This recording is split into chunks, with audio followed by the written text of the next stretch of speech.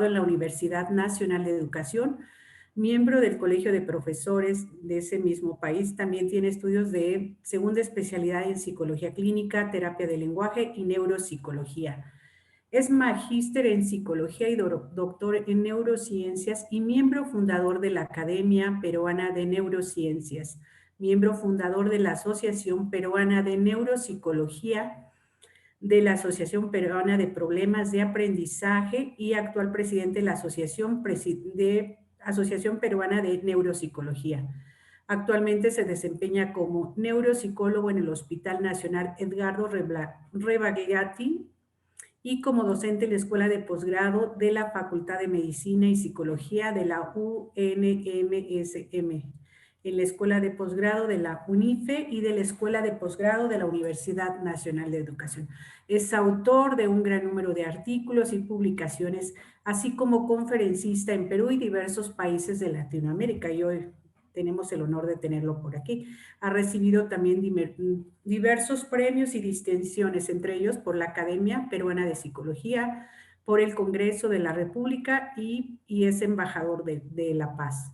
Pues los dejo con el doctor Sanabria y bueno, pues tiene 50 a 60 minutos para exposición y posteriormente pasamos a una sesión de preguntas y respuestas. Bienvenido, doctor, y es suyo el micrófono.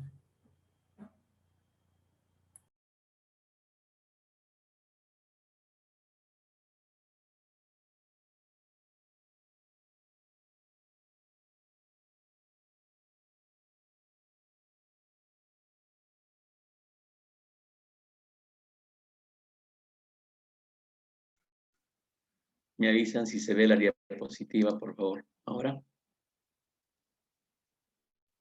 ¿Se ve la diapositiva? Todavía no. ¿Todavía no? Voy a volver a entrar entonces. Sí. Volver a entrar.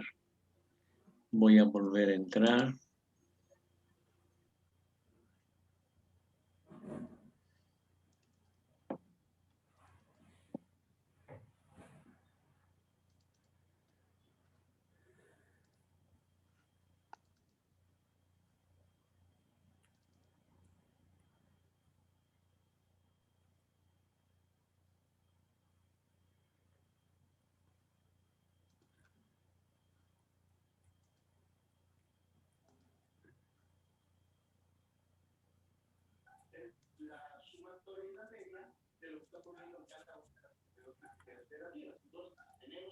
¿Se ve? No, no, doctor. En la parte de compartir pantalla. Sí, sí, sí.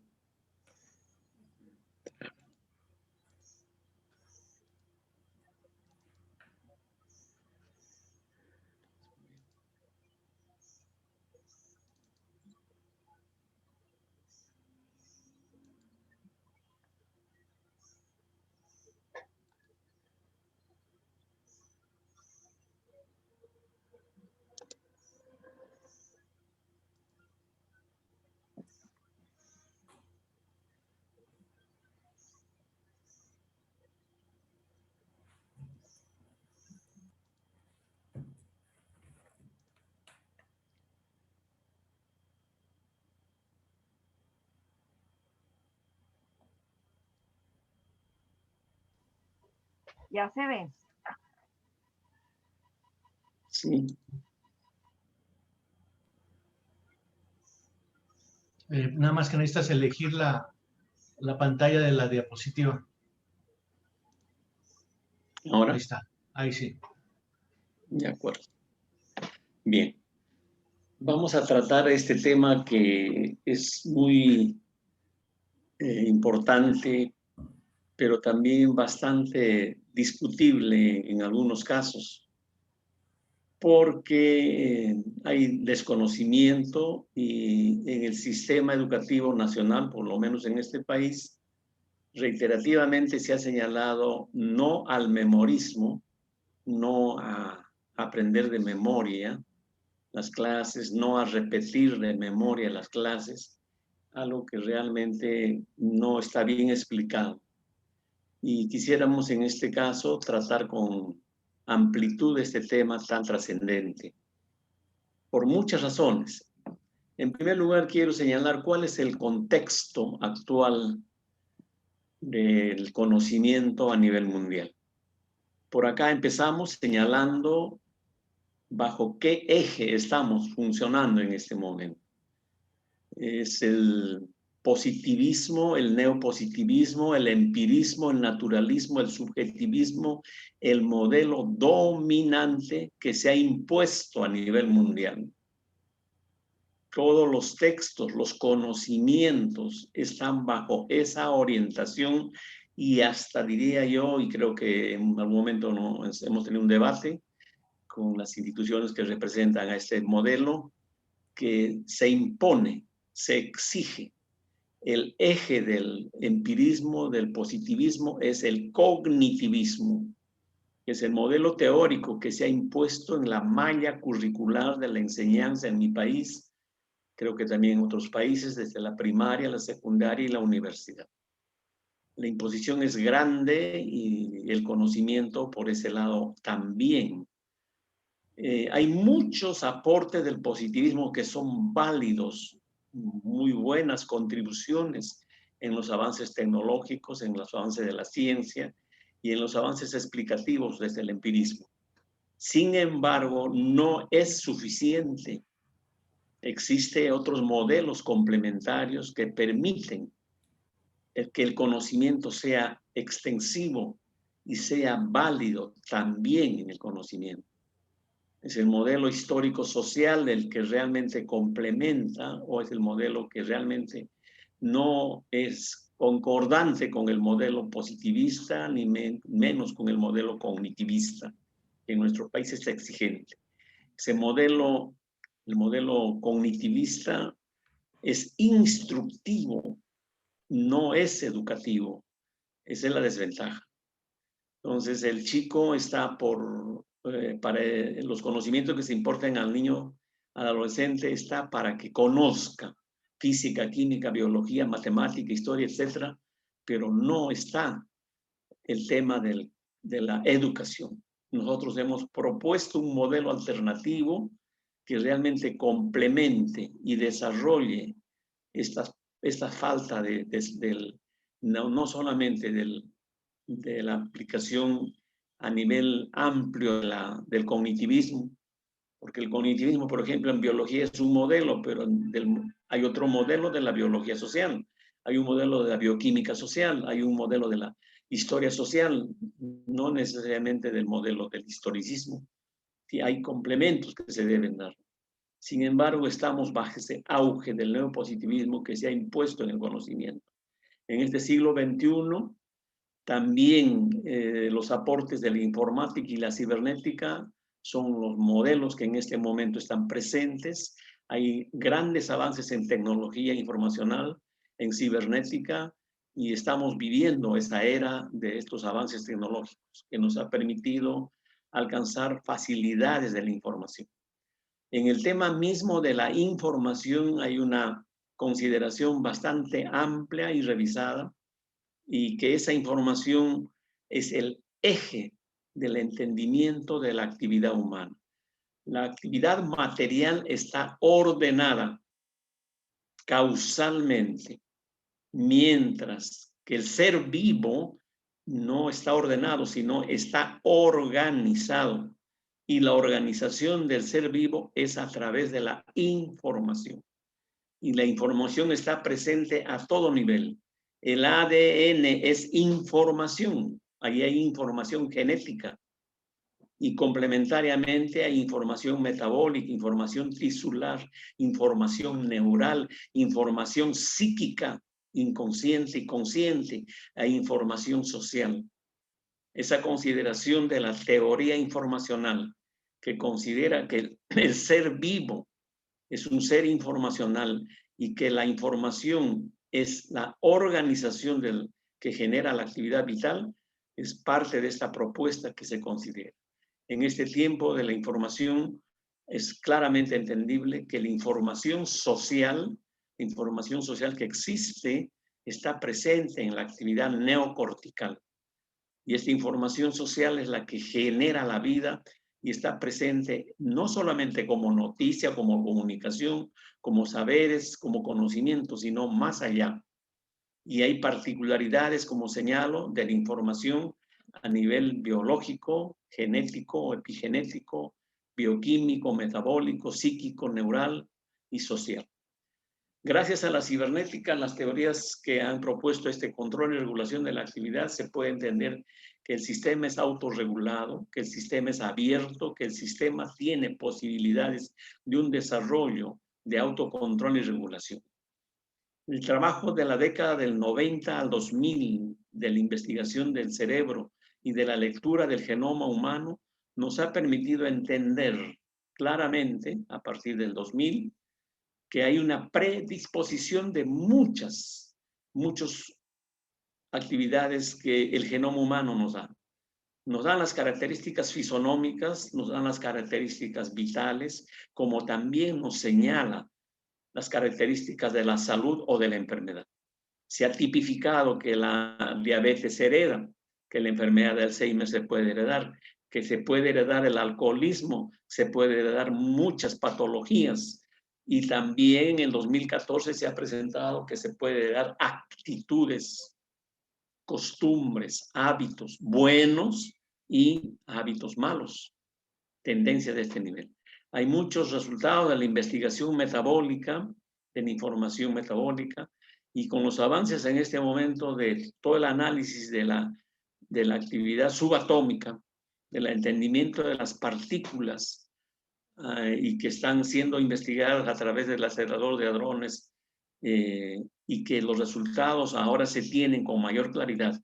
Las partículas están siendo investigadas y que estas partículas son parte de la vitalidad de las muchísimas partículas, aquello que realmente está ampliando el conocimiento de la actividad humana, es el tema de la actividad cuántica, ¿no? Y que está presente en todo este desarrollo. Las nuevas tecnologías sobre neurofisiología nos han permitido que tener mejor conocimiento en tiempo real a través de las imágenes. Los potenciales evocados, la electromiografía, la resonancia magnética y la tomografía, la tractografía, la electroencefalografía monitorizada y observada a través de imágenes. Tenemos evidencias con el cual podemos sustentar cómo se lleva a cabo el procesamiento de la información en el cerebro humano. Los avances en la psicología experimental y en la neuropsicología han permitido entender todo este detalle de que la actividad psíquica tiene base neural, tiene base cerebral. No es ajeno a ello. Estamos en este momento superando la especulación, las opiniones de sentido común, las opiniones que realmente son elucubrativas, con evidencias de la actividad cerebral en su funcionamiento. El tema de la psicolingüística es un tema que realmente involucra a todas las personas de este planeta. La gramática, la semántica, la fonología y la prosodia es diferente en cada grupo humano. Por lo tanto, cuán importante es dominar psicolingüística de una realidad para poder comunicarnos adecuadamente con esa persona y que ella nos entienda. Preguntar a una persona cuál es su nombre no entiende. Entiende cómo te llamas. Preguntarle dónde vive no entiende. ¿Cuál es tu casa? Entiende. Preguntarle con quién vive no entiende. Entiende quién es tu compañero o tu compañera. Y así hay una variedad de actividad lexical y de actividad semántica que realmente requieren conocer para poder entender y que ellos nos entiendan. Entonces, la psicolingüística debe ser necesaria en el lenguaje de los que están trabajando en la comunicación y especialmente de todos aquellos que trabajan con el sector salud. Porque al preguntarle a alguien qué molestia tienes, no responden. ¿Qué sintomatología tienes? No entienden. ¿Qué te molesta? Tampoco entienden. ¿Qué te duele? Ahí pueden explicar recién su sintomatología. Esta variedad lingüística, multicultural en nuestro país, y creo que ustedes también, permiten que uno, quien participa de la comunicación o de la opción de querer entender o hacerse entender, requiere un dominio psicolingüístico variado. El tema de la mente y el cerebro que está en debate hasta este momento y que creo que haberla resuelto es importante porque la psiquiatría insiste, por lo menos en mi país, la existencia de la mente. Por ello, la salud mental, hay una ley de la salud mental que nos han excluido a los psicólogos, habiendo llegado a un acuerdo, habiendo desarrollado todo un plan, habiendo formulado todo un proyecto de ley en el cual el tema estaba planteado a través de que la prevención era un trabajo de todas las personas involucradas en la salud, llámese médicos, psicólogos, psiquiatras, enfermeras, trabajadoras sociales y muchas otras personas más. Y también el tema de la promoción, que también estaba a cargo de un grupo que realmente conoce salud, y la intervención estaría a cargo de los psiquiatras y psicólogos, según nuestra propia ley. Pero habiendo firmado y habiendo ya definido esta consideración, la Asociación Psiquiátrica Peruana cambió en el momento del debate en el Congreso de la República para que se excluyan los psicólogos y sean exclusivamente los psiquiatras quienes traten el tema de la salud mental. Bueno, es otro tema amplio para entender la mente desde el punto de vista filosófico, metafísico tal vez. Sin embargo, para nosotros el tema no es la mente, sino es la actividad psíquica o la actividad, la salud psicológica, con el cual compartimos con ustedes esta idea y con claridad y nitidez y mucha evidencia. Con este panorama que tenemos aquí, que es el modelo, el contexto científico de este siglo XXI, que se hereda del siglo pasado, ¿qué hacemos con el conocimiento? Desarrollarlo. Desarrollarlo no solamente criticando al modelo positivista, sino dando soluciones. Desarrollando, aprovechando lo bueno, los logros que se tiene acerca de la informática, de la actividad genética, de los avances en neurofisiología, en psicología experimental, y mucho de ello se debe complementar con el modelo social, que es el que realmente tenemos. Por un lado, hay un determinante epigenético, razón de nuestra existencia, y por otro lado hay un sistema sociocinético que complementa la actividad. El ser humano tiene un determinante biológico, epigenético y un determinante social. Los dos se complementan, 100 de cada uno, y es el resultado de nuestra actividad vital. En el entendimiento de este proceso, nuestra actividad psíquica depende de todo lo que en el universo o en el multiuniverso se suscita. Hay muchas partículas, mucha energía en el universo, mucha materia en el universo. Está el espacio y el tiempo. La cantidad de subpartículas y la actividad de quántums compromete el componente subatómico. El componente subatómico ha generado la actividad atómica. La actividad atómica, la actividad molecular. Los complejos supramoleculares y macromoleculares en el desarrollo evolutivo, en la flecha del tiempo, ha permitido que aparezca la célula. La célula, el ser unicelular, en su desarrollo ha permitido la aparición de multicelulares, y la actividad multicelular permitió la aparición del tejido, del organismo. La actividad del organismo, del tejido y la célula permitió la actividad psíquica, y la actividad psíquica permitió la actividad social. Comprender la actividad social involucra comprender la actividad psíquica, la actividad orgánica, la actividad tisular y la actividad celular y los demás componentes macromoleculares. No podríamos entender la actividad psíquica aislándola, y ese es el gran error de la psicología en muchos casos. Cuando solamente se ha aislado la actividad psíquica, estaríamos cayendo en una especulación, en un análisis deductivo, inductivo, de generalización y particularización, pero sería un análisis muy parcial. Entender la actividad psíquica por el resultado de la actividad cerebral, de la actividad neural, de la actividad celular, es base de lo que señalamos epigénesis. Y entender esta misma actividad es también un proceso cinético, La sociedad influye sobre la actividad psíquica, a su vez sobre el organismo, sobre el tejido y la célula. Las actividades sociales que son de desarrollo, de bienestar, influyen sobre la actividad psíquica. Y las actividades sociales que pueden dañar el organismo, como el alcohol, comprometen la actividad psíquica, la actividad orgánica, la actividad tisular y, de hecho, la actividad celular. Entonces, vivimos un proceso epigenético y cinético. Esta es la base para entender la actividad de la memoria humana y el aprendizaje, del cual no lo podemos aislar, sino complementar. Cuando estudiábamos la memoria, no es un hecho reciente. En muchísimo tiempo, los griegos ya entendían a la memoria. Los egipcios también. Y, de hecho, la cultura hebrea, la cultura hindú, también conocían el tema de la memoria.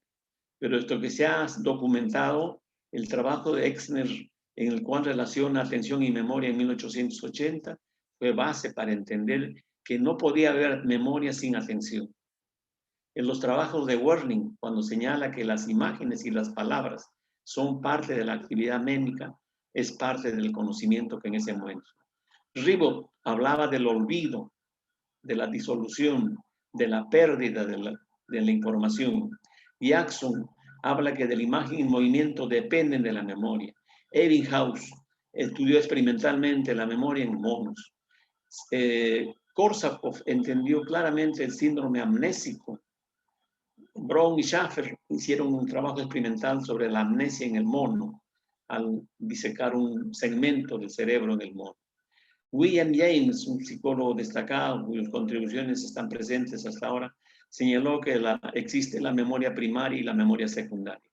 Bechterev señaló que la amnesia se puede generar por lesión temporal bilateral en el cerebro humano. Este cuadro es bastante antiguo y creo que es muy sencillo y muy didáctico, por la siguiente razón.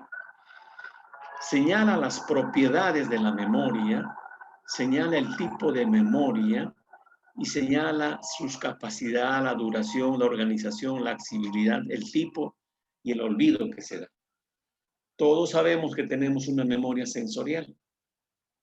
Esta memoria sensorial está limitado por los receptores. ¿Para qué sirve esta memoria? Es como un pegamoscas, llamamos acá.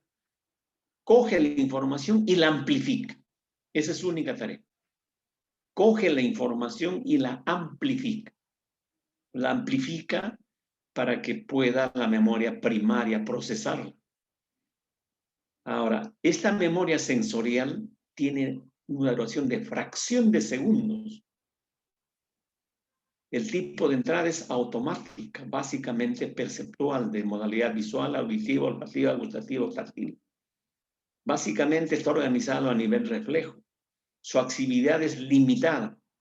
Por ejemplo, la velocidad de la lectura. Estamos leyendo, ya pasó.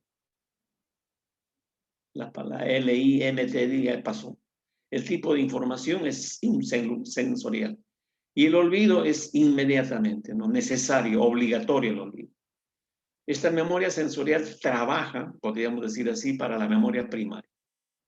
La memoria primaria tiene un span de 7 más 2, que es 9, y 7 menos 2, que es 5. 5 y 9 serían 2 bits informacionales de memoria. La persona que tiene una buena memoria como aptitud tendría 9 de span. Lo normal sería 5. Menor de ello, hay dificultades en la capacidad de la memoria.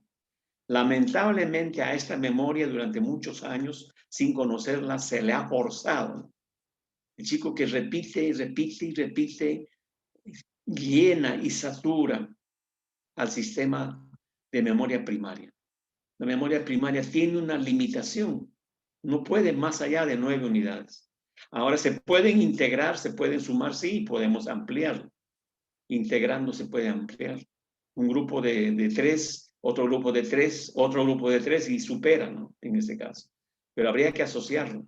Pero básicamente el span es de 9 y el de 5. Esto dura segundos. La entrada es por recodificación, por repetición. La organización es secuencial temporal. La accesibilidad es rápida. El tipo de información es de modalidad verbal y puede perderse rápidamente por reemplazo o por la llegada de otra información complementaria. Hasta acá se ha trabajado con la enseñanza en la primaria y en la secundaria. El profesor, para cuando pedía que el niño recite una poesía, que sepa la tabla de multiplicar, que sepan algunas reglas, que memorice algunos códigos, exigiendo a la memoria primaria.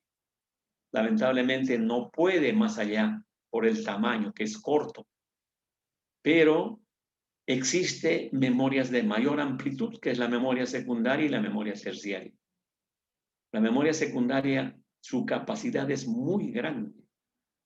La duración es minutos y años. El tema central es cómo la información debe ingresar a este sistema. Y acá es necesario que el profesor y todos los colegas psicólogos que estamos interesados en comprender la memoria, tenemos que entender que la memoria no es un sistema pasivo que espera que le llegue la información. Tampoco la memoria es una bolsa en el cual se guarda un depósito, un almacén. No, la memoria no es eso. La memoria es un sistema dinámico que registra la información a través de la memoria sensorial y a través de la memoria primaria. Una vez que la registra, el siguiente paso es la consolidación. Ese es el tema central que el profesor no conoce y nosotros los colegas psicólogos tal vez tampoco, y no tenemos las estrategias de cómo ayudar al alumno para que almacene la información a largo plazo utilizando el mecanismo de consolidación. La consolidación es la síntesis semántica. Ayudar al niño, al adolescente o al adulto a que sintetice, a que encuentre lo más significativo. Y esto debe de ingresar a largo plazo, estaría generando el dato base del almacenamiento de la información que ingresa.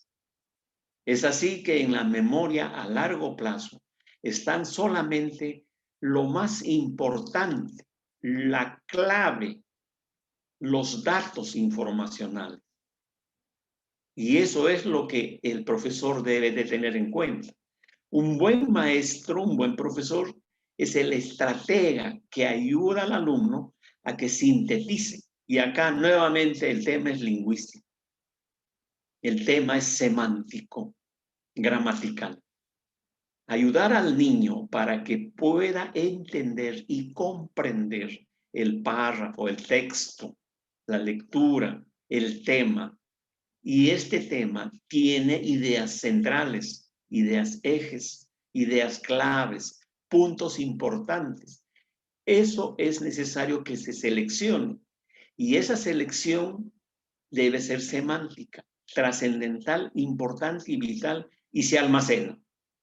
De tal manera que en nuestra memoria está presente un conjunto de datos importantes, para todos diferentes, pero están los datos. El cuento de Caperucita Roja puede ser de 3 o 4 o 5 datos básicos. Niña, lobo, abuelita. Puede ser suficiente. Y con esos datos, la imaginación, el pensamiento y el intelecto estructuran, recuperan la información. Había una vez una niña que salió de su casa por encargo de su mamá, llevándole a la abuelita un cesto de alimento, de comida. Eso ya no es memoria. Eso es imaginación, creación, pensamiento, léxico, conocimiento verbal. El tema central es niña, lobo, abuelita, bosque. Para unos, para otros pueden ser más, para otros pueden ser menos. Ese es el tema. Cómo ayudar al alumno, a la persona, sea adulta o niño, a que tenga una estrategia de consolidación para que pueda almacenar la información a largo plazo. Un buen maestro es el que termina haciendo su clase, dando al alumno la información a largo plazo. Esa es la tarea más importante. Ahora, ¿qué estrategia se utiliza? Muy variada. El canto, la música, el baile, los ejemplos, las gráficas, las anécdotas. Es decir, busca de la realidad. Conoce el léxico, la gramática y la semántica de cada alumno, recordando que cada alumno es un cerebro personal. Es una estructura lingüística muy personal. Si tengo 30, debe de conocer cuál es la estructura de esos 30. Por ello, no es bueno ni es recomendable que haya 30 alumnos en clase. Por ello, en los lugares de mayor desarrollo, solamente tienen 10 o 15 alumnos, a lo más 10. Y hay un profesor y 3 o 2 más que ayudan. Y ese profesor domina y conoce las características de todo el procesamiento informacional que tiene y cómo puede ayudarlo con las estrategias que conoce y con las estrategias que el alumno tiene. El tema de que la memoria secundaria debe utilizarse, debe de usarse, debe practicarse y debemos acostumbrarnos a forzar, a exigir a que esto funcione, es importante. Porque la memoria puede almacenar información muy ampliamente, puede estar varios minutos y varios años. En la organización es semántica relacional. La accesibilidad es relativamente lenta, dependiente de la estructura lingüística, semántica. Todo tipo de información se puede dar y el olvido casi no existe, salvo que haya un cambio de conocimiento. Pensábamos que la Tierra era plana, ahora sabemos que la Tierra es redonda y por lo tanto cambió el conocimiento. Además, aparte de la memoria secundaria y la memoria terciaria, que es mucho más grande, es indeleble y de acceso rápido y es por sobreaprendizaje. La persona puede sufrir un accidente, un traumatismo encefalocraneal, pero todavía puede recordar muchos datos personales, a pesar de estar en situación de crisis. Yo pongo como ejemplo lo que los camioneros de mi país han puesto como un mensaje en sus vehículos. Han pintado en la parte de atrás o adelante una frase: olvidarme podrás lo que hicimos jamás. Eso quiere decir que la información está en este nivel de alta complejidad y de alto aliento, la memoria terciaria. Este modelo es base. Sobre este modelo se han hecho muchos y que están vigentes. Están vigentes muchos modelos. En el tema del modelo de Wilford del 65, que señala que el proceso sensorial que inicia a través de los sistemas sensoriales, hay sistemas de memoria ecoica, icónica, sensorial, áptica, etcétera, recogiendo la información. El proceso perceptual depende del sistema de memoria. Y hay una memoria a corto plazo que almacena esa información. Hay un sistema que selecciona y la memoria secundaria almacena. Pero si la memoria secundaria no tiene datos suficientes, vuelve a preguntar al sistema perceptual para que el sistema perceptual amplifique, aclare, mejore las características de la información para que se almacene. Puede haber un almacenamiento real y puede equivocarse, pero hay un sistema que está procesando. Así como se selecciona para guardar, también el sistema de selección saca la información, evoca la información. Milner del 69 señalaba que hay una memoria para hechos y memoria para historietas. Estaba señalando que en el lóbulo temporal derecho estaban los hechos y en el izquierdo estaban las historietas. La memoria episódica tan conocida que son la biografía de nuestra vida está presente, es una relación temporal. La memoria semántica que Tulvin también señaló, la memoria que tiene que ver con el significado, con los conceptos, con los conocimientos, con la información que uno almacena. Hay otra modalidad de memoria de Squire, la memoria factual, la memoria semántica, la memoria práctica, la memoria verbal, auditiva, visual, táctil, es otro modelo. Este es el modelo vigente, que desde el 94 está presente hasta el momento, la memoria a corto plazo, a largo plazo, la memoria explícita, la que se puede explicitar, se puede decir, que comprende la memoria de la historia personal y la memoria de conocimientos, y la memoria implícita, que es la memoria de destrezas, de condicionamientos, y la famosa memoria a través de un flash, la primación, el priming, lo que el neuromarketing utiliza en este momento, ¿no? Algo pequeño pero valioso, importante, algo impactante que se memoriza en una sola y debe ser tan atractiva que la memoria lo fija. Y eso es lo que debería hacerse en los que trabajan con neuromarketing y los que están en campaña política. Por ejemplo, en mi país los colores son muy variados y preponderantes en cada región.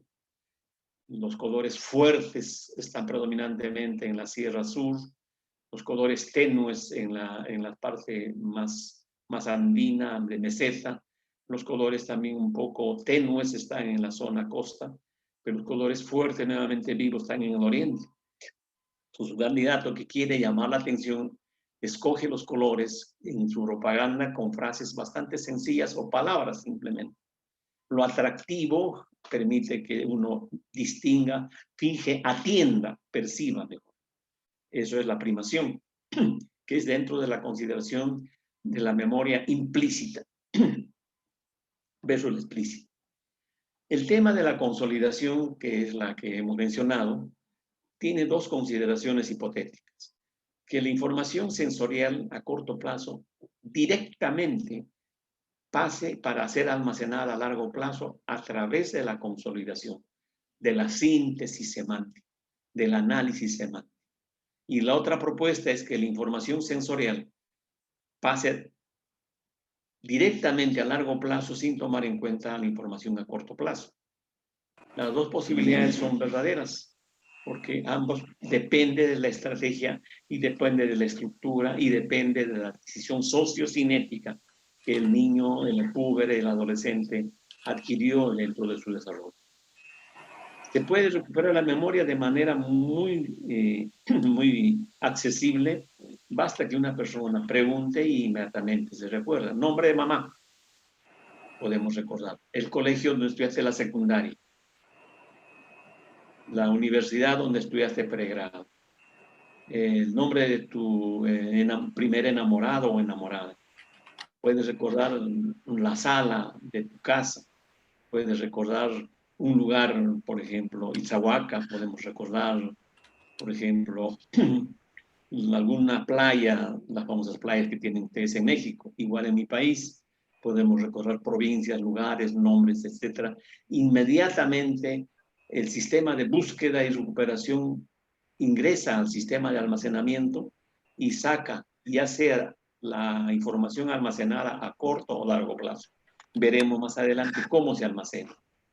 En esta consideración, Kandel, un ganador del premio Nobel por el trabajo que realiza con la plicia, un caracol marino, define que el aprendizaje es el proceso por el cual el hombre y otros animales adquieren información, adquieren conocimiento acerca del mundo. Él define que aprendizaje como adquisición de información. Y el tema es acá que considera al hombre y al animal en el mismo rango. Los animales más simples tienen la habilidad de aprender de su ambiente. Esta habilidad alcanza su punto más alto en los seres humanos. Esa es la propuesta de Kandel. Pero Kandel también señala qué cosa es memoria. Memoria es retención o almacenamiento. Para él, la memoria es retención. Es una bolsa, es un almacén. Las funciones de la memoria se localizan en diversas regiones del cerebro. Él da como tarea investigar y descubrir cuáles son los estadios en la formación de la memoria. ¿Cómo es posible que esto se guarde? Pues frente a esta propuesta hay unas críticas sobre estos modelos clásicos de la memoria. Los modelos que hemos visto aluden solo al proceso cognitivo de retener información, conocimiento. Solamente mencionan que existe una memoria cognitiva, lo cual no es cierto. También hay una memoria afectiva y no lo han mencionado. En las clasificaciones no existe. También hay una memoria ética y moral. También hay una memoria de intereses, actitudes, y tampoco la mencionan. Cómo ser honesto, honrado, bueno, generoso, amable, condescendiente, sincero, leal, puntual, responsable. Cómo tener convicciones. También se memorizan y no aluden. Segundo, han aislado a la memoria como si fuera un módulo que está al lado del lenguaje, la percepción y el pensamiento. Lo aíslan. No le dan el estatus de memoria como un sistema. Y lamentablemente no entienden que el cerebro humano es un sistema de memoria. Todo el cerebro humano es un sistema semiótico de memoria. No han precisado hasta ahora en qué consiste la relación entre memoria y conciencia. Han obviado el tema de la conciencia. Adrede, ¿no? Por supuesto que la conocen, pero no conviene tocar ese tema. Presuponen, lamentablemente, que existe un cerebro bipartito, el cerebro del reptil. Y ahí la consideración en ese modelo, el cerebro emocional y el cerebro cognitivo. De allí sale el tema de que la emoción está presente en todo. Aprendizaje emocional, inteligencia emocional, administración emocional, terapia emocional. Entiendan que no está esa consideración vigente, ¿no? El cerebro no es un sistema bipartito, el cerebro es un sistema tripartito, señalado por la neurociencia hace muchos años y ratificada por todas las investigaciones que se han señalado. El cerebro bipartito considera que existe una cognición y una emoción. Para el cerebro tripartito hay un sistema afectivo, un sistema cognitivo, un sistema conativo, volitivo, ético y moral, actitudinal. No la consideran así. Y las evidencias de que estos tres sistemas tienen su correlación experimental, tienen evidencias de las enfermedades, tienen evidencias de muchas alteraciones, no la toman en cuenta. Conviene entender el cerebro bipartito porque es un cerebro animal y es conveniente tratarnos como animales, no como seres humanos.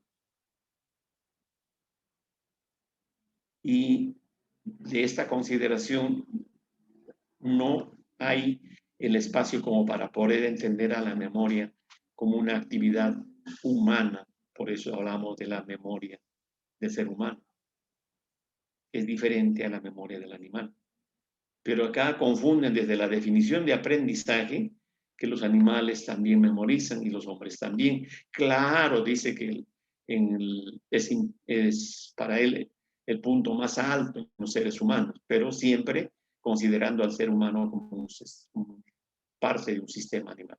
Y en la taxonomía de clasificación de los seres vivos no hay un casillero referido al ser humano. El casillero termina justamente donde hay los invertebrados, vertebrados, y hay punto. No quieren reconocer la importancia de que existe un casillero taxón en la clasificación taxonómica de consideración de la existencia del ser humano. La memoria, en la definición que estamos proponiendo, es una propiedad de todos los sistemas vivos. Y la memoria está presente en la organización de la actividad vital. Reitero, el ADN es información de memoria. Está codificada en el ADN nuestras características humanas. Está codificado toda nuestra estructura. Los ojos, el oído, la nariz, la boca, los órganos, la piel, el sistema muscular, está codificado. Esta codificación es una codificación de memoria. Sin embargo, esta memoria biológica que está presente en la actividad epigenética es diferente de la memoria de nivel consciente. Y este sistema de memoria consciente, tenemos toda la evidencia, está en el neocórtex cerebral humano como información social. Todo el conocimiento humano es información social. Y esta información social está en el neocórtex humano. Esta información social constituye la conciencia. De ahí de la propuesta de Leontief, sociedad, conciencia y personalidad. Y la conciencia constituye la personalidad. Y es todo un proceso de memoria. Es todo un proceso de memoria. Desde que nace el niño mira la realidad. Y en la realidad hay objetos. Y tiene que memorizar el nombre de los objetos. Tiene que conocer cómo se usa. Y si es una buena madre o padre, les explica la naturaleza del objeto. Qué es, de qué se ha hecho, cómo se fabrica, dónde se vende, cómo se usa, cómo se cuida, cuál es el valor. Permite todo esto que el chico almacene esta información. Está utilizando su memoria. Que otros digan, no, esta es sabiduría, que este es conocimiento. Es una propuesta, pero tiene relación directa con la memoria. Los sistemas vivos son sistemas informacionales, porque manejamos información. Nuestro organismo es un sistema informacional. El ADN es información genética. El sistema tisular es información metabólica. El sistema nervioso procesa información neural. El resultado del procesamiento de información neural es la información psíquica de dos modalidades, inconsciente y consciente. Y si es consciente e inconsciente, hay modalidad de información afectiva, la sociedad del afecto que propone Marco. Y hay información cognitiva, y hay información conativa volitiva. Son sistemas informacionales que tenemos y que se almacenan. Para cada nivel de organización del individuo hay un sistema de memoria que codifica la información que corresponde. Solo la sociedad tiene una memoria extraindividual. Esta sociedad tiene una memoria extraindividual, que son los libros, los textos, las grabaciones, los videos, toda la tecnología que nos permite almacenar información extraindividual. Pero las personas tenemos una memoria de nivel social, consciente, que se almacena en el neocórtex cerebral. Entonces, en la actividad de nivel consciente, la organización celular, metabólica, funcional, psíquica, inconsciente y consciente está presente. Hay una estructura de memoria con modalidades. Se retiene, se consolida y se recupera. Hay un determinante de la memoria que es el aprendizaje. Esa es la relación del título del tema. Hay un determinante de la memorización que es el aprendizaje, que lo vamos a revisar. Hay una memoria afectiva emotiva de nivel subconsciente. Hay una memoria cognitivo-productiva. Hay una memoria conativa volitiva. A nivel epiconsciente hay una memoria perceptual, visual, auditiva, táctil, gustativa. Hay una memoria de imágenes. Hay una memoria de conceptos. Hay una memoria de actuación. Miren, todo esto es una necesidad de conocimiento de a los que siguen el tema de la educación, del aprendizaje, los que van a ser profesores. Y lamentablemente, por lo menos en las facultades de educación de mi país, el tema de la memoria es una sola clase. No es un curso, como en otros países. Hay un curso de memoria 1 y memoria 2, por la profundidad como se lleva a ese curso y la complejidad misma del estudio. Así como hay un curso para la atención humana. La atención humana es una clase, a veces dos clases, pero en otros países hay atención como una asignatura compleja y memoria también incluso como dos asignaturas, porque esta complejidad es grande. En el plano epiconsciente perceptual, memoria perceptual de imágenes de concepto de actuación. La memoria de representaciones perceptuales y representaciones imaginativas. En el plano subconsciente, memoria de representaciones afectivas y memoria de representaciones cognitivas y conativas. ¿Te acuerdas de ese cariño, de esa ternura, de esa alegría? Es una representación afectiva. ¿Te acuerdas de cuánto costó, cuánto valía, cuánto tenías? Una representación conativa. La memoria de procedimientos, procedimientos conceptuales, procedimientos prácticos. En el plano subconsciente, procedimientos emotivos, procedimientos productivos, procedimientos volitivos. En la actividad epiconsciente, entendemos como epiconsciente la información de uso en tiempo real. En este momento estoy en actividad epiconsciente. Esta actividad epiconsciente está muy relacionada al concepto de la memoria del trabajo. En esta actividad epiconsciente hay estructuras psíquicas que se integran en el plano de la percepción de la imaginación desde el hemisferio derecho, en este momento, en el plano del pensamiento y la actuación desde el hemisferio izquierdo. La información psíquica consciente se mantiene codificada en estructuras cerebrales, en macroredes holocorticales, bihemisféricas, distribuidas, interconectadas en paralelo e integradas supramodalmente. ¿Cómo se guarda? ¿Cómo está constituido este almacenamiento? Por estructuras en macroredes en una modalidad, holocorticales otra modalidad, distribuidas bihemisféricamente otra modalidad, interconectadas en paralelo o integradas supramodalmente. Así está estructurada el almacenamiento. Y este almacenamiento tiene que ver con una información en el sistema neocortical paralímbico órbito prefrontal anterior. En el neocórtex posterior, a nivel parietal, occipital y temporal, el neocórtex anterior prefrontal dorsolateral. ¿De dónde se saca esta consideración de localización y de funciones? De las investigaciones experimentales que se han dado con toda esta tecnología de carácter bioquímico, de carácter a través de las imágenes, especialmente la resonancia magnética funcional, que está presente para poder ver en tiempo real todos estos procesos que los psicólogos están presentando en el momento de la actividad quirúrgica o experimental que se lleva a cabo. Se adquiere la información social, se retiene a través de la información por los mecanismos de memoria sensorial están entrando, y este almacenamiento puede ser a corto plazo sin ensayo, a corto plazo ensayando, a largo plazo o a muy largo plazo.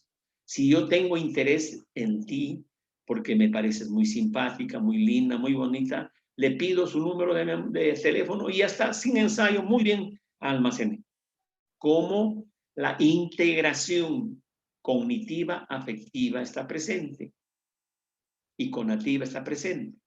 Pero si yo no tengo tanto interés, a ver, por favor, díctame, voy a buscar un lápiz y un papel para anotar la información con ensayo.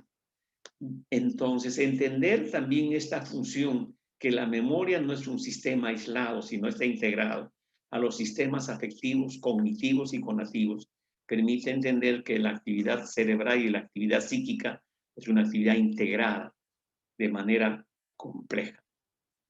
Esta posibilidad se da cuando se almacena a nivel supracortical en el plano epiconsciente, se codifica en el plano subconsciente a nivel funcional, metabólico y neural. ¿Cuántas memorias hay? Para algunos 18, para otras 50 y para otras más de 100. En general, cada modelo teórico señalan características de diferentes tipos de memoria. Por lo menos, hasta este momento, las 18 son las que más se manejan. ¿Cómo se retiene la información?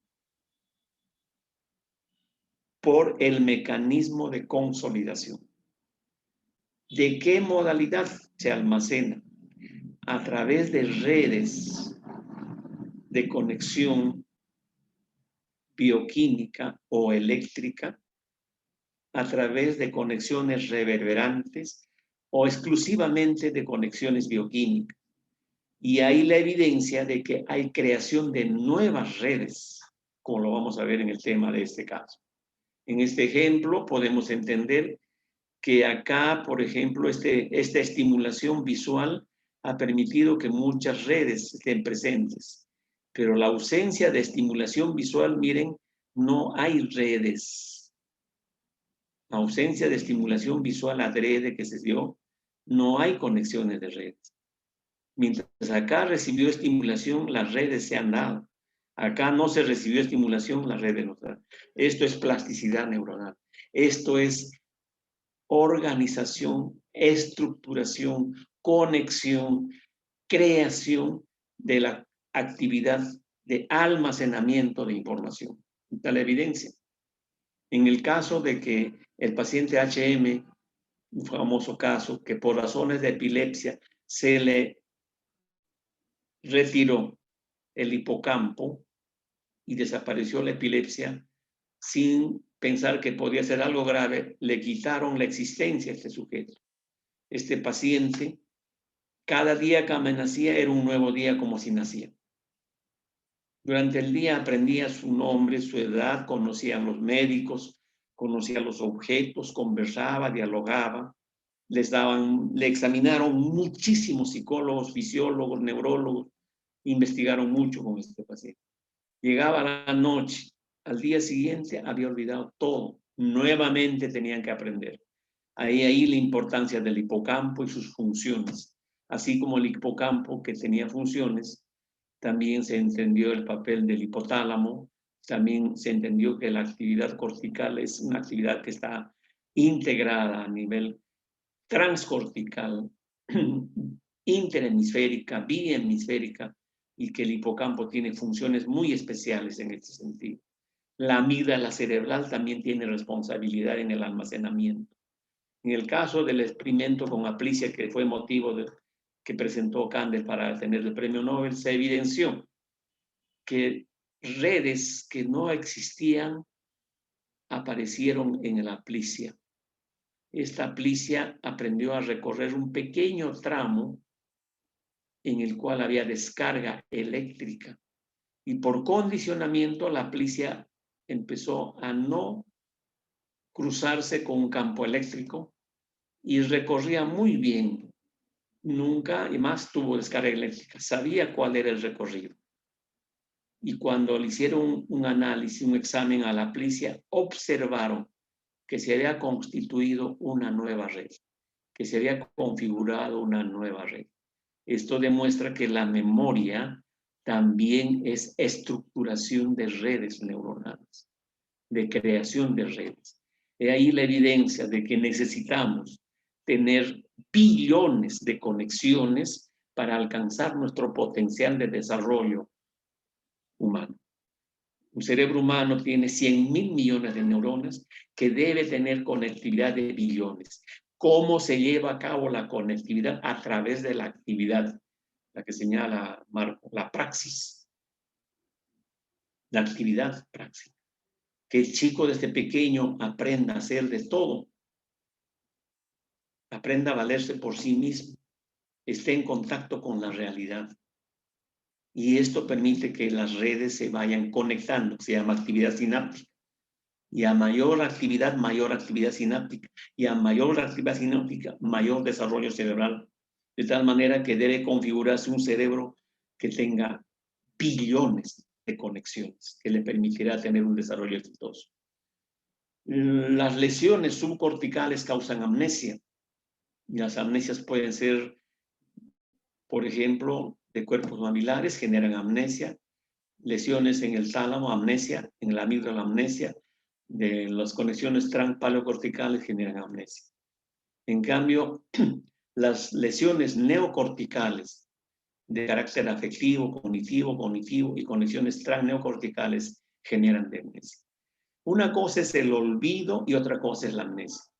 El olvido puede ser más relacionado a problemas de interferencia en el almacenamiento, en el procesamiento, en la consolidación o en la evocación. Interferencia. Muchas de las interferencias son afectivas, pero en cambio las amnesias corresponden a lesiones o a trastornos que se dan tanto a nivel subcortical que generan amnesia como a nivel neocortical que generan demencia. Finalmente, ¿qué es aprendizaje? Durante muchos años de la década del 30, del 1940, 50 y 60, los fisiólogos han estado empeñados por buscar dónde se lleva a cabo el aprendizaje en el cerebro. Donald Hebb es uno de los pioneros. Y muchos más, todo el siglo pasado, se han preocupado por buscar dónde está el aprendizaje, en qué parte del cerebro y cómo se lleva a cabo el aprendizaje. Estamos en el siglo XXI y no se ha encontrado cómo se procesa, cómo se lleva a cabo el aprendizaje. Toda la búsqueda lo que ha logrado es entender mejor a la memoria. De tal manera que se conoce a la memoria por el proceso psicológico, por la actividad fisiológica, bioquímica, metabólica y por sus sistemas anatómicos que comprenden esta actividad de memoria. Cuando quisiéramos entender, ¿un chico aprendió o no aprendió en un examen? Si el examen es para desarrollarla o el examen es para marcar la respuesta, podemos entender lo siguiente. Ese alumno tiene buena nota porque aprendió o porque recordó. Si ha desarrollado, la pregunta es que ha recordado la información, ha evocado la información. Y si ha marcado la respuesta, es que ha evocado, ha recordado la información. De ser así, entonces es función de la memoria. ¿Y el aprendizaje qué? El autor de la teoría sociobiológica, que es Pedro Ortiz Cabanillas, propone lo siguiente. A diferencia de los animales cuya información psíquica inconsciente solo se configura por efecto del ambiente, los hombres adquieren información psíquica consciente dentro de la sociedad. Por ello, tanto los niños como las personas en el curso de su actividad inconsciente de percibir, imaginar, pensar y actuar encodifican información psíquica consciente en cada uno de sus sistemas de memoria neocortical y la descodifican desde la misma memoria a cada instante de su vida. Se configura la información. Toda la información se percibe, se imagina, se piensa, se actúa. Esto se encodifica y luego se descodifica. ¿De dónde? De la memoria, en cada instante de la vida. Y esto ya no es aprendizaje, esto es memoria. Pero ¿qué se entiende por aprendizaje? Es el conjunto socialmente organizado de estrategias por medio de las cuales el individuo humano forma su conciencia y así se forma como personalidad. A diferencia del reino animal, la sociedad determina que los hombres adquieren las clases de información social que se estructuran en la forma de sentimiento, conocimiento y motivaciones de la conciencia. Queremos entender que el aprendizaje no está en el cerebro. El aprendizaje son las estrategias que papá, mamá, el maestro tiene, utiliza, conoce, se ha preparado para facilitar el aprendizaje. El maestro debería ser un estratega. Si puede facilitar la información cantando, bailando con diapositivas, con representaciones, con juegos. Esas estrategias es lo que denominaría aprendizaje. Porque en el cerebro humano, toda la función es memoria. Y el aprendizaje es la actividad, la estrategia que utiliza la persona que enseña, sea al infante, al niño, al adolescente o al adulto. Esta propuesta sería buena analizarla, comprenderla y discutirla porque estamos saliendo dentro del rango del conocimiento clásico. Aprendizaje como adquisición de información. Pero para la propuesta que estamos señalando, quien adquiere la información es la memoria. Igual inteligencia como la capacidad de resolver problemas. Inteligencia la proponemos como el uso del conocimiento. Si uno usa el conocimiento que tiene, soluciona problemas. Conoce y soluciona. Acá adquiere información la memoria, pero el aprendizaje es la estrategia,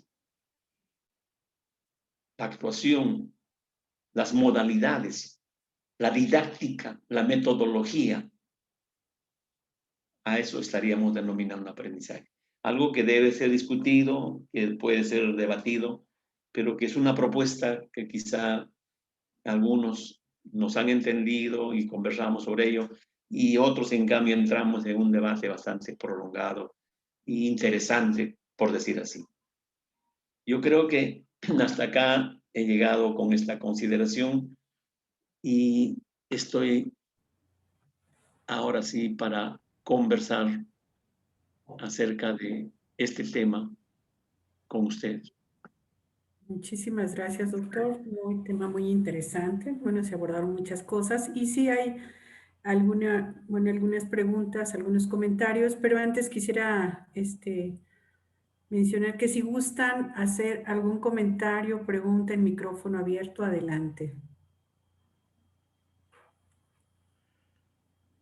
Bueno, si no de lo contrario, vamos con Estela Arce, que comenta, dice, felicidades por lo que nos enseña. Y hace la pregunta, ¿por qué en los jóvenes de ahora es muy complejo que se le queden las cosas? Yo recuerdo desde los 6 años y tengo 50. El tema es cómo está estructurada su personalidad. Muchas veces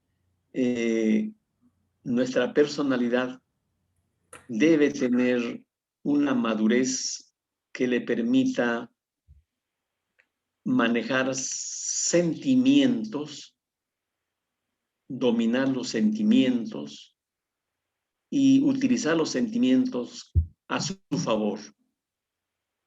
Mas si en su personalidad, en el temperamento, hay más emociones y ansiedad, angustia, tensión, preocupación, estrés, bloquea la consolidación de la información y no retiene nada y apareció y me estoy olvidando, no he podido grabar. También funciona en esto, está presente en esto el sistema de la atención. La atención es un sistema que debe de entrenarse, debe de uno, el psicólogo y el profesor, debe de facilitar el mantenimiento de la selección de la información. Se llama selección atentiva. Esta posibilidad tampoco se da. Muchas personas no atienden bien y no memorizan porque no perciben bien. La atención es la puerta de entrada que permite la percepción, la imaginación. Cuando no se atiende bien, no se percibe. Una razón. Y la otra que he señalado, hay interferencia afectiva y por lo tanto no se almacena, se bloquea. Está haciendo algo pensando en otra cosa. Se olvidó, no atendió bien. O está haciendo porque está sufriendo pena, tristeza, dolor, congoja, preocupación. Está ahí interferencia y no permite el almacenamiento. Muy bien, muchas gracias. Felicitaciones. Dicen excelente ponencia, muchas gracias, muchos saludos. Héctor Sedano pregunta, ¿hay ejercicios para incrementar la memoria? ¿Hay alguna Sí. alimentación especial que ayude a la memoria? Lamentablemente no, y muchos hasta venden en las farmacias medicamentos para mejorar la memoria. Han vendido grabaciones para que se active la memoria cuando uno duerme, son engaños. Y medicamentos tampoco, ¿no? Sino ya muchísimo. Los neurólogos y todos los que conocemos estaríamos comprando el medicamento para mejorar nuestra memoria, o compraríamos ese CD que dice que se activa la memoria durante la noche cuando uno duerme. No hay ninguno. El cerebro humano se nutre de información.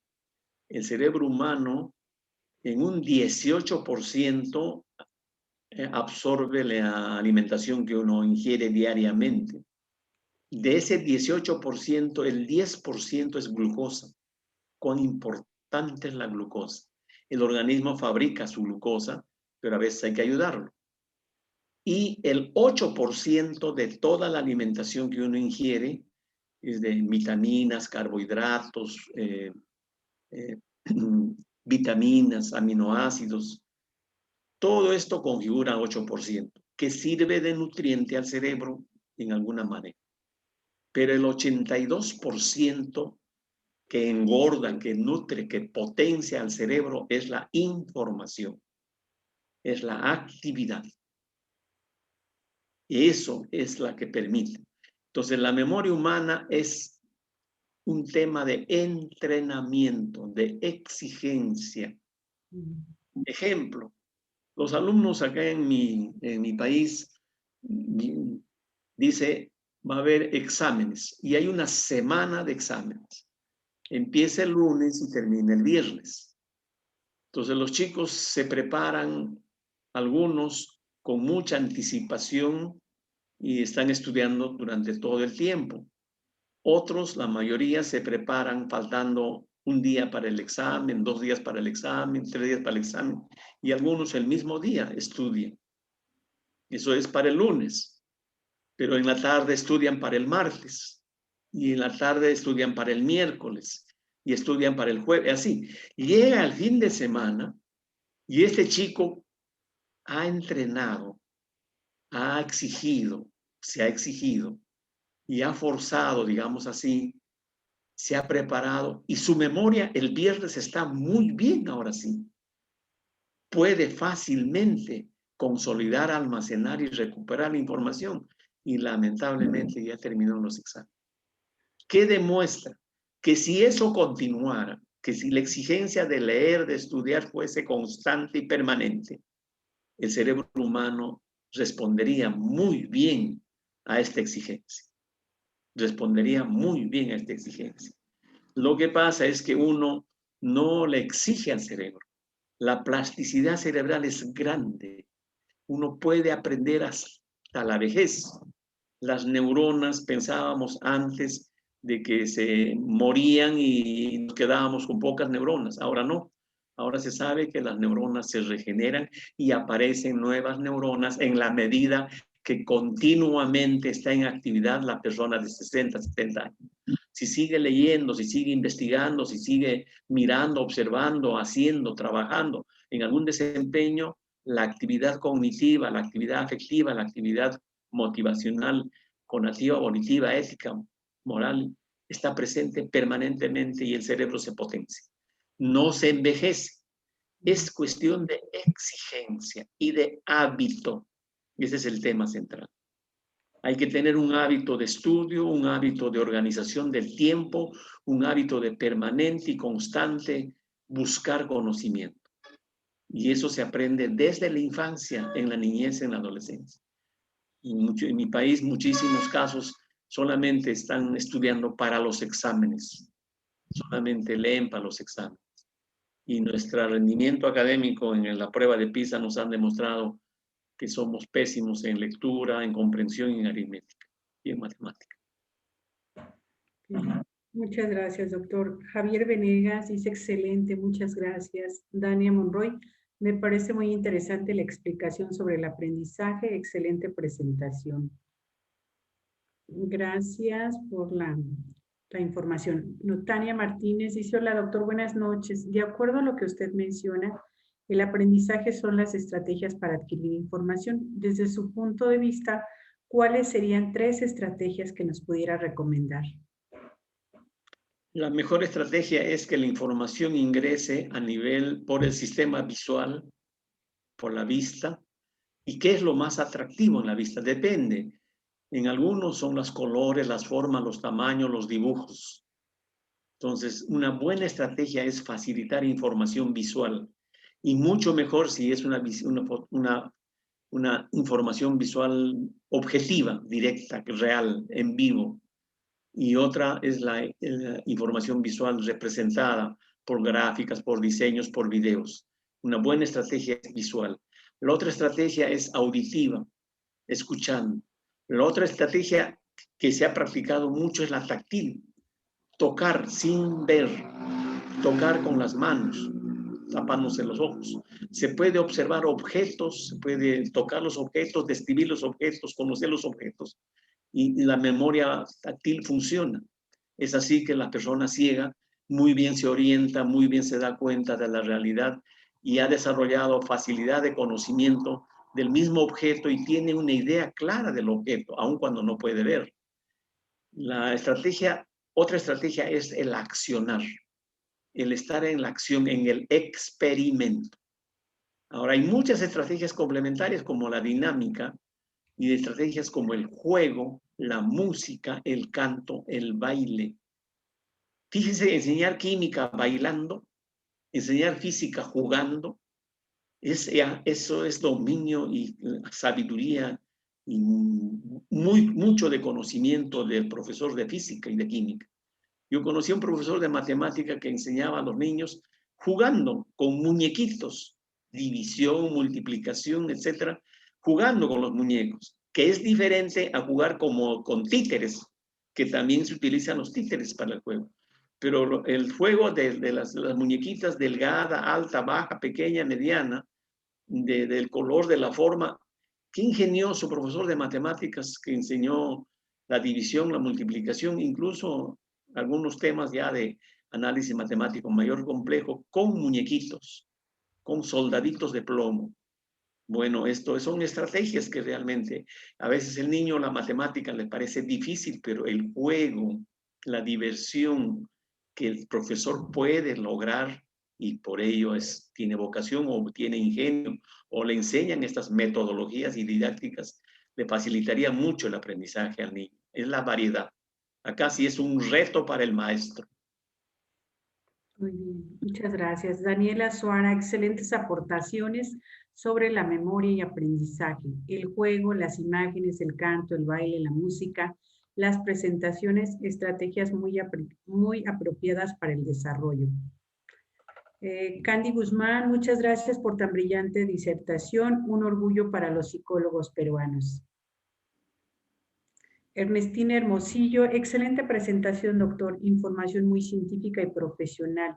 El utilizar la interrelación con otros conceptos para aprender algo sería una técnica adecuada para memorizar.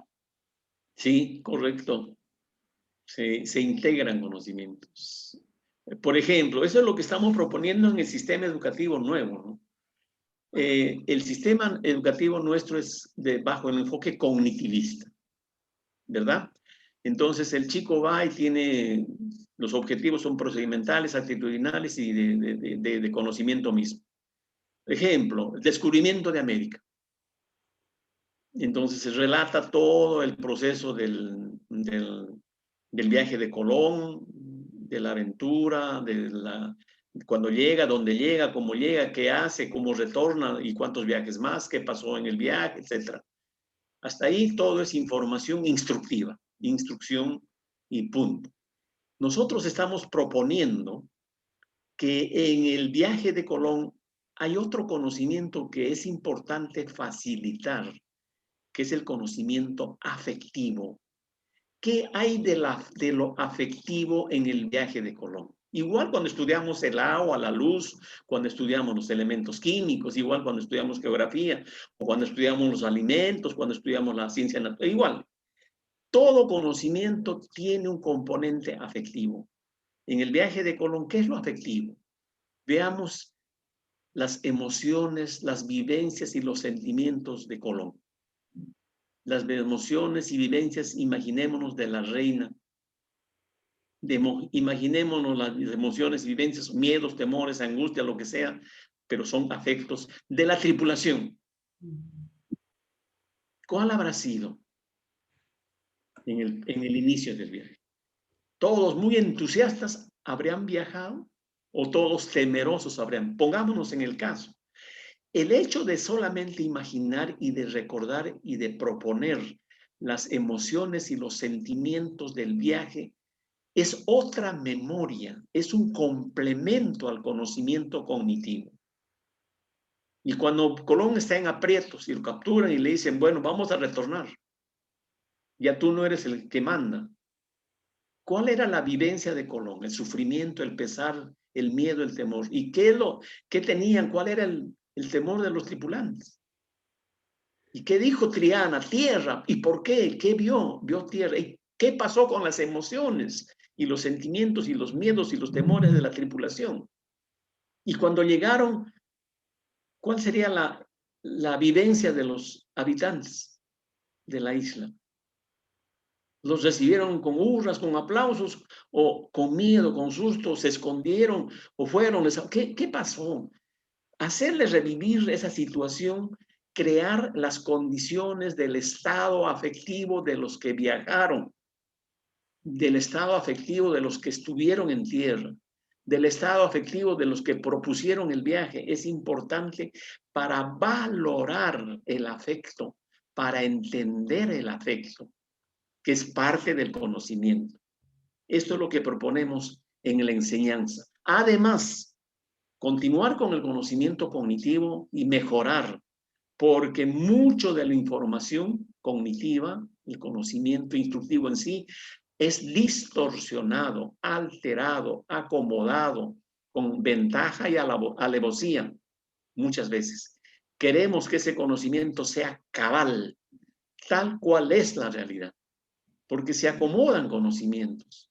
En la historia del Perú y en la historia universal se ha alterado, y en la geografía igual se ha alterado.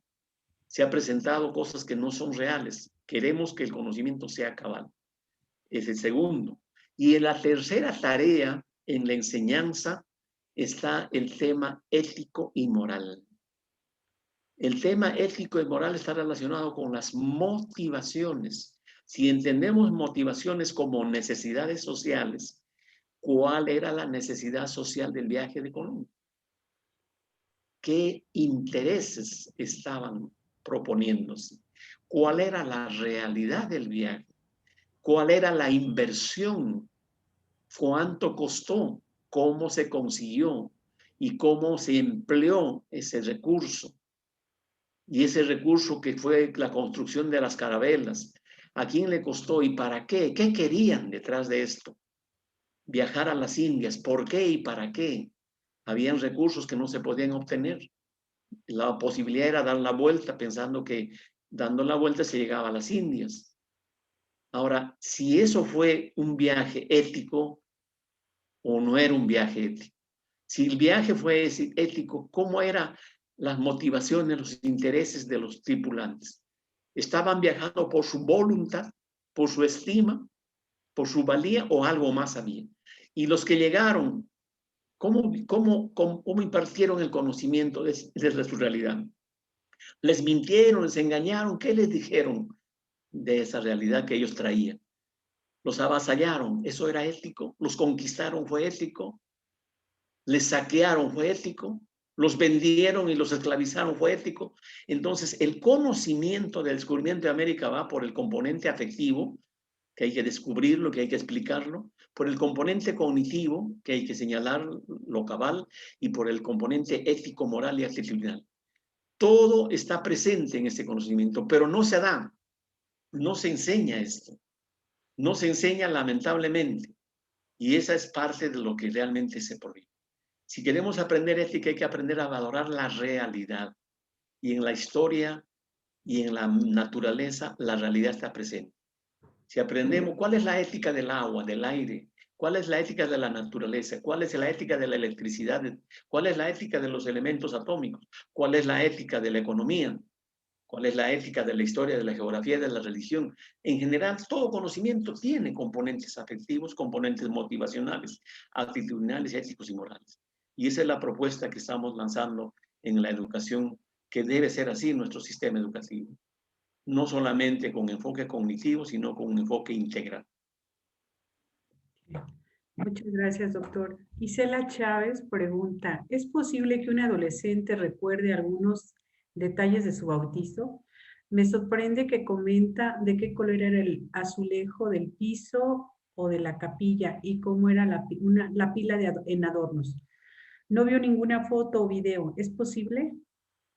Sí, algunas personas tienen muy buena imaginación y pueden recordar. Ahora también depende, si yo fui, por ejemplo, a Francia y estuve en la Torre Eiffel, ¿qué atención le puse a la torre? ¿Estuve más ansioso por la fotografía o me preocupé por mirar los detalles de la construcción, de todas las estructuras que tenía? Es importante tomar en cuenta también esto. Cada uno tiene, todos tenemos un sistema perceptual, pero cada uno le da un interés muy particular, dependiente nuevamente de la estructura de su personalidad. Si desde pequeño veo lo superficial, pues no le llama nada de atención. Pero si desde pequeño papá y mamá nos enseñó a ser observador acucioso, entonces aprenderemos a ser acucioso y la memoria se presta para ello. Uno va en la calle conversando con una familia o con una persona que es una dama y se para en la tienda, mira qué belleza, qué, pero yo no le veo la belleza. Pero si uno atiende, sí se da cuenta que la acuciosidad visual de la mujer para distinguir diseños, formas, colores es mucho mejor que el del varón.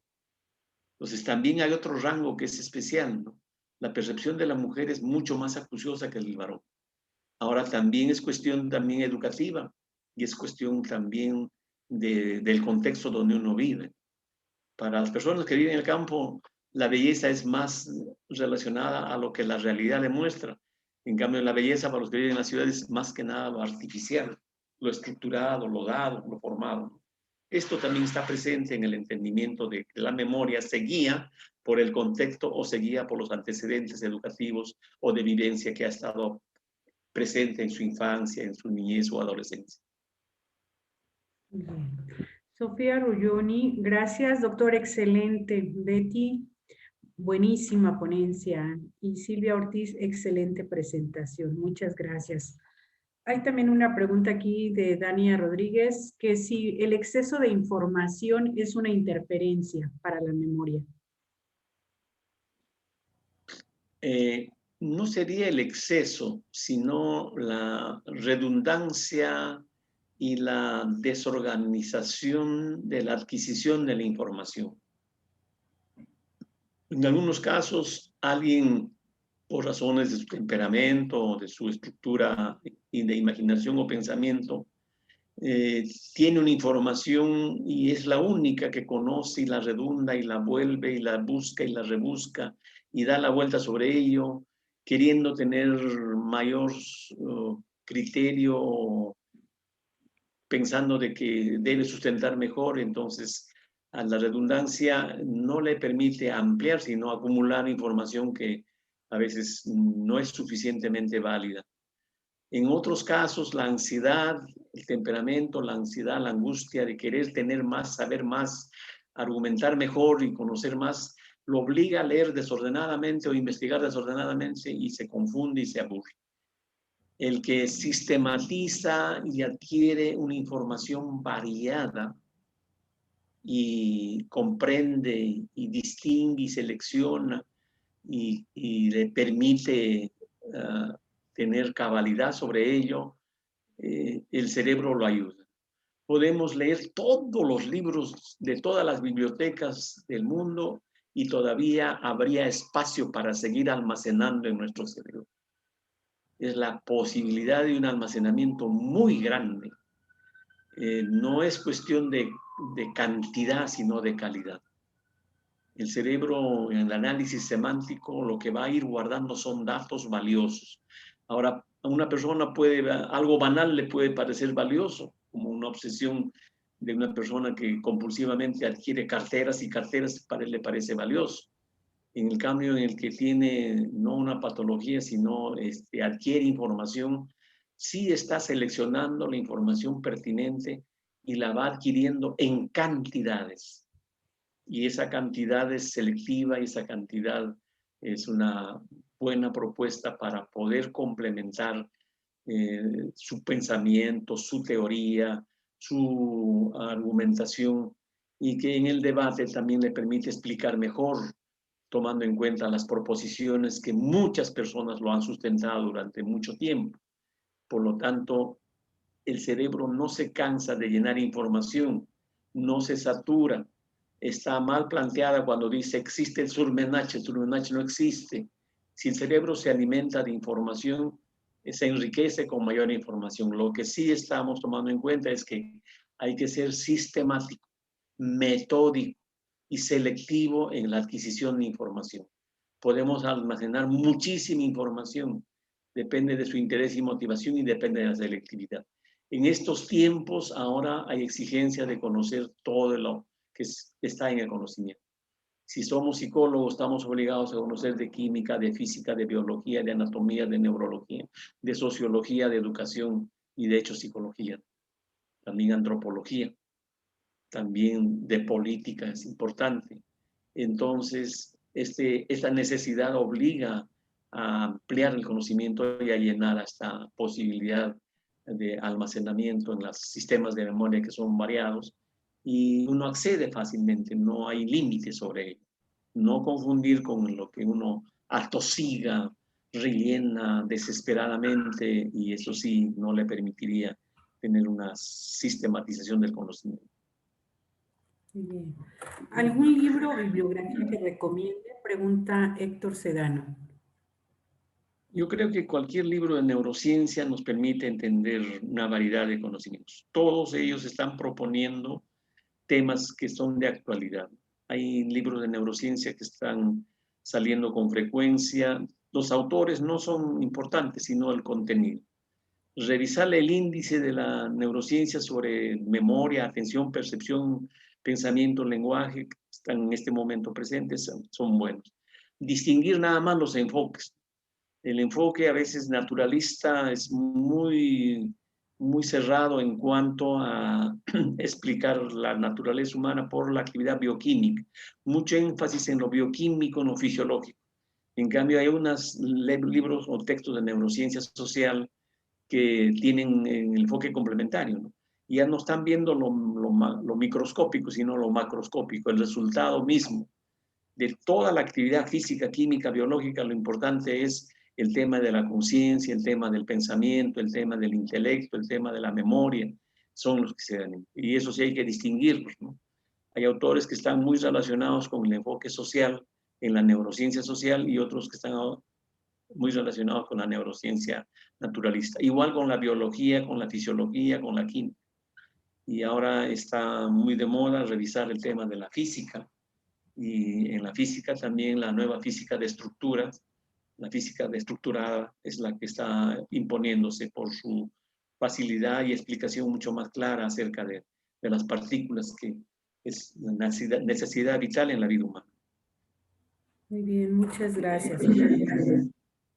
Okay. Patricia Hurtado, qué importante valorar cada situación de la implicación cerebral con el uso de la memoria y todo lo que se genera en torno a la información que almacenamos. Como bien lo menciona el doctor Belisario, de forma sistemática y metódicamente. Gracias por este espacio de aprendizaje tan significativo y de impacto. Muchas gracias. Hoy, Sí. sí, adelante, doctor. Síganos, síganos. Sí, también hay otra pregunta, que si la idea que se tuvo en algún momento de que la comprensión, se debería de promover más la comprensión que la memoria, que si no fue una situación que afectó mucho a una generación de estudiantes. Ambas son necesarias. La comprensión permite encontrar el significado, la importancia, el valor de la información. En un párrafo, en una página, en un texto, hay muchas ideas importantes. Hay muchas ideas con significado valioso, con ideas centrales y con ideas complementarias. El que lee, al comprender, está entendiendo el significado y eso le permite que ingrese al mecanismo de consolidación y se grabe como un dato importante. Ese dato importante es la que va a estructurarse de manera bioquímica o en redes en serie o en paralelo o en forma reverberante o nuevas conexiones o nuevas redes, dependiente del tipo de información que va llegando. A cada nivel de información hay sistemas cerebrales que la acogen. Si la información es verbal, estaría entrando al sistema temporal en la modalidad semántica y la configuración va a ser mayormente de carácter bioquímico. Pero si es una imagen, un espacio, por ejemplo, yo viajé a tal lugar y conocí la plaza, y la plaza como imagen va a almacenarse en otro sistema que no es el temporal, sino el parietal del lado derecho. Entonces, esta configuración requiere también de la comprensión. Pues, ¿de qué le llamó la atención en la plaza? El parque, las flores, el monumento. No está en toda plaza de armas, hay una iglesia, o está la municipalidad, o está el cabildo, o están las tiendas. Entonces, es lo más significativo lo que realmente ingresa al sistema. Entonces, se necesita la comprensión y en la comprensión está el significado y ese significado es el que se consolida e ingresa al sistema de la memoria. El memorismo que se promovió antes para que repitiera al pie de la letra, sin duda ni murmuración, como dicen en el modelo castrense, no es válido, porque no hay comprensión, simplemente es una recitación sin comprensión. Y muchas veces la persona la recita tal cual es, pero cuando le preguntan, ¿y qué has querido decir con esto? No tienen explicación. O recién se ponen a pensar en lo que estaban repitiendo. Por ello, no es bueno, quizás se equivocaron al memorismo a corto plazo, sino es bueno que la memoria a largo plazo tenga la información porque ella, al guardarla de manera semántica en datos informacionales, tiene para sustentar y explicar los detalles que configuraron ese dato. Muy bien, muchas gracias. Doctor, para las personas de la tercera edad, ¿qué recomendación podría hacer, puesto que ellas tienen problemas muy fuertes de memoria? Continuar con su actividad y deben continuar haciendo las tareas que antes hacían dentro de sus posibilidades. Quizá ya no puedan lavar, barrer, planchar o arreglar algo, pero sí pueden leer, la posibilidad que lean, pueden escribir, que escriban anécdotas que han tenido, experiencias vividas, que dialoguen muchas veces con las personas cercanas y ahí la familia es importante, saber escucharle, prestarle interés y atención cuando el abuelito habla, porque él se va a sentir importante cuando él habla. Y él va a recordar más hechos, más experiencias, y le va a agradar ser el eje del diálogo. Y ese hecho de que sea importante porque le atienden, lo beneficia afectivamente y le da a él un soporte, llamémoslo inmunológico, de la validez de lo que él sabía, de lo que él decía, de la sabiduría de su tiempo. Otro ejercicio es que siempre esté, bueno, pues dando, aunque no haga, pero dando ideas Y es bueno preguntarle, ¿y cómo haré? Aunque yo sé que lo voy a hacer, pero le consulto, le hago sentir importante. ¿Cómo hago esto? ¿Qué le parece lo otro? Comentemos sobre política, sobre historia, sobre la realidad. ¿Qué consejo daría en este caso o en lo otro? Siempre tenerlo en actividad. También se recomienda que hagan pupiletras, que hagan crucigramas, que vean la televisión, que comenten lo que ven, que haya dinámicas grupales, que salga a caminar, que lo lleven a las reuniones sociales, que estén presentes en las actividades de diversión, de visitas, de películas, de comentarios, etcétera. Cuando no había la restricción social como hay en mi país ahora para reunirse, había mucha actividad con las personas de tercera edad que en nuestro hospital nos llevaba de viaje cada sábado, por grupos, salían de viaje en la localidad, iban todo el día, a veces por 2 días, tenían un hotel que los alojaba, y a veces un viaje de 7 días. Entonces, toda una campaña de distracción para las personas de tercera edad que estaban en actividad. En algún momento acompañé a este grupo. En el viaje era para cantar, para recordar, para conversar. Salíamos en dinámicas grupales, hacíamos fogata y cada uno conversaba, dialogaba. Los que podían bailar, bailaban, los que podían cantar, cantaban, los que tocaban instrumentos, saben tocar, lo hacían. Se les facilitaba una posibilidad de alojamiento, a veces en hoteles, o a veces en campamentos, o a veces en carpas. Y esa vivencia, como cuando era joven, de vivir en el campo, dormir como un Boy Scouts en una carpa, les llenaba de entusiasmo, ¿no? O sea, en permanente actividad es bueno, brindarle afecto es bueno, tenerlo en cuenta, nunca aislarlo, no separarlo, no ignorarlo, tomarlo en cuenta y estar pendiente de lo que le sucede a él, porque la experiencia que uno tiene con él, en algún momento a nosotros nos va a tocar. Yo invoco y pido que los nietos y las personas deben estar viendo cómo se atiende, si cuida al abuelo, porque algún día yo voy a estar y mis hijos sabrán cómo hacerlo conmigo. Pero por ahora están ayudando al abuelito, viendo cómo ayudo yo a mi abuelo y a mi abuelita. Y algún día lo harán conmigo. Pero si nunca han estado conmigo ayudando al abuelo, nunca estarán a mi lado cuando yo tenga la edad necesaria de una compañía, de una ayuda. Bien, muy interesante. Felipe de Jesús pregunta, ¿se han aplicado estos elementos para fomentar si han aplicado estos elementos para fomentar el aprendizaje? ¿Qué resultados han obtenido? ¿Cuál sería, de acuerdo con los preceptos explicados, la definición y explicación propia de lo que sucede cuando se aprende? Implicación, perdón. Y también agrega otra pregunta, ¿el contexto social fomenta el aprendizaje o el rendimiento? ¿Cómo influye esto en la motivación intrínseca para aprender? Las personas que desde pequeño han estado en un ambiente de conocimientos, eso permanece y sus motivaciones intrínsecas siempre están orientadas a buscar conocimiento, a buscar información, a adquirir información. Siempre preguntan, siempre leen, siempre asisten a reuniones donde hay adquisición de información. Hay motivaciones intrínsecas por conocer. O estando ya adultos han entendido de que alguien o la realidad necesita conocer, necesita explicar, y siempre se han preguntado o han escudriñado quién soy, qué cosa quiero, por dónde voy, qué pasa.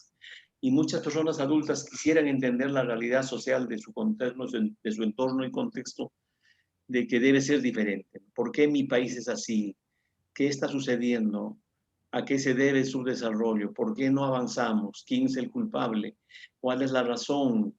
¿Qué hay de lo político? ¿Qué hay de lo económico? Entonces, cuando uno entra a querer entender la realidad, la naturaleza, es parte de la motivación intrínseca y de adquisición de información que uno desea. Nadie lo obliga, sino él mismo está permanentemente buscando dar solución a los problemas. En casa encontró soluciones y en su casa puede ser un modelo de desarrollo. O a veces no está la casa como parte de su interés, sino está motivado por intereses políticos. Y muy lamentable que los intereses políticos sean para beneficiarse. Y eso es lo que ha sucedido mayormente en nuestra política. Entran a la política con el pretexto de que ayudar al cambio social, a modificar la realidad. Lamentablemente lo que están interesados es a beneficiarse, a aprovechar del poder para lucrarse y para entrar en componendas y en la corrupción, que es el mayor daño que las sociedades actualmente tienen en casi todos los países. En relación al aprendizaje, que uno dice que el aprendizaje es el resultado del aprendizaje es cambio de conducta. Si aprendí a saludar, pues ahora soy una persona respetuosa. Gracias al saludo me considero respetuoso. Gracias a la gratitud me considero una persona que valoro la realidad. ¿Es eso cambio de conducta? ¿O es un recuerdo, es un código, es una evocación de las normas que he memorizado de lo que debe ser las actitudes éticas y morales? El agradecer, el saludar, el pedir permiso, el saber tener un gesto de preferencia, de ayuda, ¿es cambio de conducta? ¿O es recuerdo o es evocación de normas sociales, de contextos que se han dado y que uno las practica como una costumbre, como una tradición? Si fuera solamente cambio de conducta, la explicación sería, ¿por qué cambió de forma de ser? Antes era un ocioso, ahora es un trabajador. Entonces aprendió a trabajar. ¿Es eso? ¿Es el cambio de conducta el resultado de que ahora trabaja y antes no trabajaba? ¿O es que realmente ha entendido, ha percibido, ha imaginado, ha pensado, ha analizado y ha valorado que se necesita el trabajo y el trabajo le va a dar un rédito y gracias a ese rédito su desarrollo va a permitirle alimentarse, cobijarse y tener un recurso del cual él va a utilizar para muchas contingencias? El tema de cambio de conducta versus procesamiento de la información integrada, pues actualmente es la que más se considera, ¿no? Inicialmente las teorías, las 43 teorías del aprendizaje, por lo menos que están presentes, han señalado que uno de ellos es cambio de conducta. Y lo lamentable es que en las 43 teorías, por lo menos del aprendizaje, en ninguna de ellas se menciona el tema de la memoria. Y miren, 43 especulaciones del aprendizaje es así, el aprendizaje es asá, el aprendizaje acá, y una variedad de teorías del aprendizaje. Pero en ningún momento alguna de ellas tomó en cuenta a la memoria como parte del aprendizaje. Si empezaron a hablar aprendizaje y memoria y aprendizaje, lo vieron separadamente. No lo han visto de manera integral. Y las definiciones de aprendizaje y las definiciones de memoria están en el presente, como cambio. Memoria como almacenamiento y aprendizaje como cambio de conducta, como adquisición de información. Así es.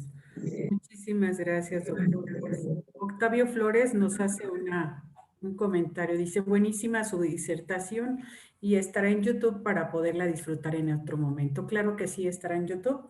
Y pues con esto agradecemos mucho la atención del doctor y pues un abrazo muy grande para todos ustedes. Y los esperamos. Ah, perdón, antes abrimos nuestros micrófonos y le damos un aplauso al doctor, por favor. Claro, con gusto.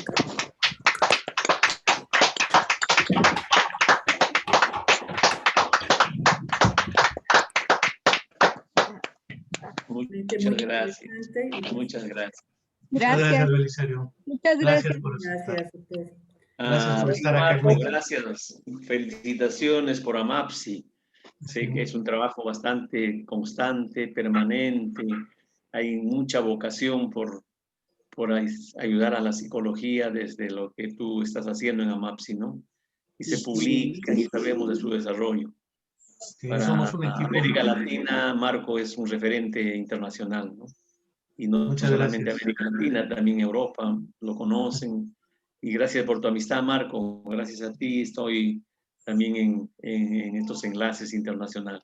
Gracias, Belisario. Un honor que estés. Gracias a todos ustedes. Gracias a todos ustedes. Un honor que estés acá con nosotros y gracias por aceptar en esta participación y pues muy interesante toda esta profundización sobre el aprendizaje y la memoria en los seres humanos y que pues sabemos que has estado tú trabajando durante mucho tiempo todos estos temas de la neuropsicología. Te seguimos en Facebook porque ahí haces una serie de disertaciones muy, muy interesantes también y pues sabemos que eres uno de los psicólogos también más destacados de América Latina, del Perú, y pues te queremos mucho desde AMAPSI y seguiremos compartiendo en muchos espacios del Alfepsi.